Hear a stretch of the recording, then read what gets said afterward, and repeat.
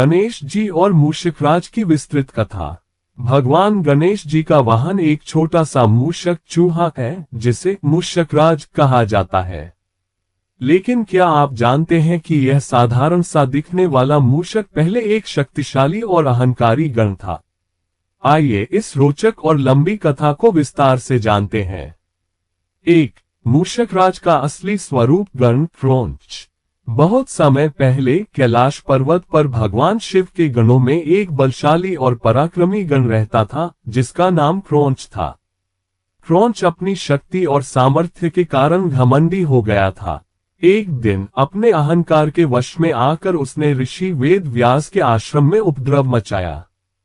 वह वहां रखे यज्ञ पात्रों, पुस्तकों और ऋषियों की साधनाओं में बाधा डालने लगा। ऋषि ने उसे कई बार समझाया लेकिन वह नहीं माना। तब क्रोधित होकर ऋषि ने श्राप दे दिया। ग्रेटर देन, हे गण, अहंकार ने तुम्हें अंधा कर दिया है। अब तुम एक तुच्छ मूषक चूहा बन जाओगे और धरती पर रहोगे। श्राप मिलते ही क्रौंच एक छोटे से मूषक में बदल गया। उसका बल तो था लेकिन रूप छोटा हो गया। उसका मन क्रोध और खिन्नता से भर गया और वह इधर उधर उपद्रव करने लगा। 2. मूषक का उपद्रव। श्रापित मूषक बहुत शक्तिशाली था, इसलिए वह साधारण मूषक की तरह डरपोक नहीं था। वह खेतों को उजाड़ता, अनाज के भंडार खाली करता और ऋषियों के यज्ञ में विघ्न डालता।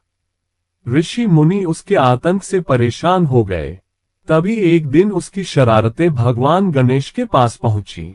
गणेश जी उस समय कैलाश से पृथ्वी लोक में अपने भक्तों के कष्ट दूर करने आए थे। 3. गणेश जी से सामना। जब गणेश जी उस वन में पहुंचे, मूषक ने उन्हें भी चुनौती दी और सोचा कि यह गजमुख वाला देव उसका कुछ नहीं बिगाड़ सकता। उसने गणेश जी के वाहन और साधनों को नुकसान पहुंचाने की कोशिश की। गणेश जी मुस्कुराए और बोले, ग्रेटर देन, अरे मूषक, तू अपने वास्तविक स्वरूप को भूल गया है। आओ, मैं तुम्हें मुक्त करता हूं।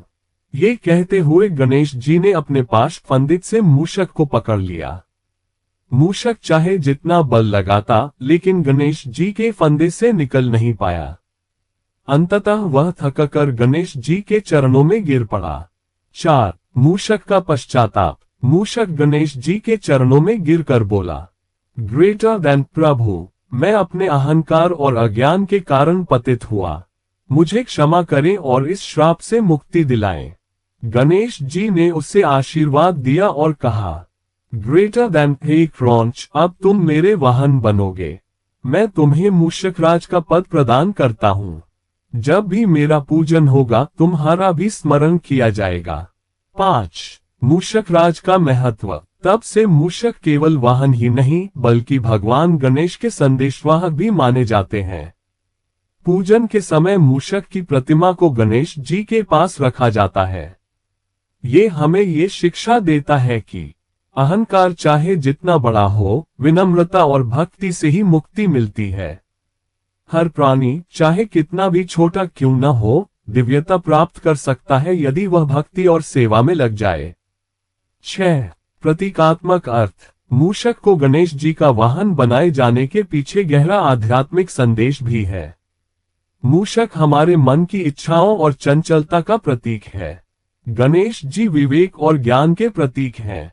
जब बुद्धि गणेश मन मूषक पर सवार हो जाती है तभी जीवन में संतुलन और सफलता मिलती है। 7. आज भी पूजन में महत्व। आज भी गणेश पूजन में मूषक की मूर्ति के बिना गणेश जी की प्रतिमा अधूरी मानी जाती है।